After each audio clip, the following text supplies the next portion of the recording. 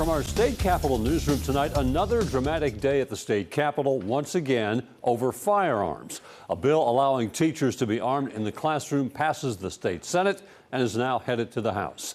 News 2's Chris O'Brien was in the state chambers as the things got heated today at the state capitol. Chris?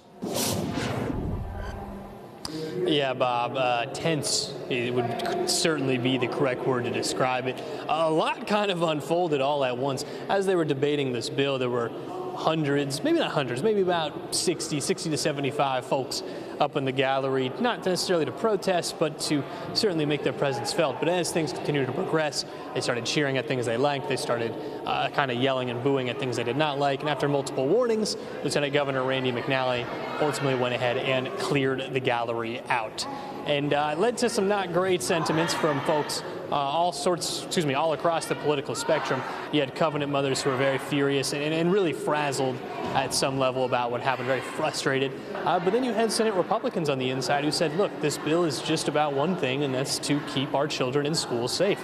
Ultimately, the bill, like you said, did pass pretty much along party lines. One Republican abstained, and you can hear from people on both sides of the aisle right now.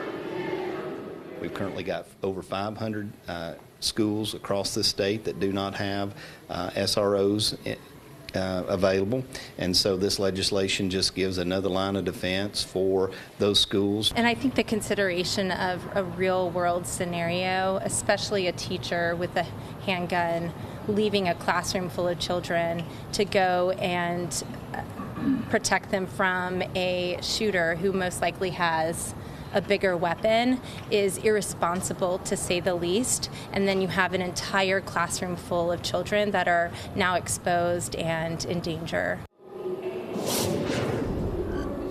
And you heard from Covenant Mother Mary Joyce right there.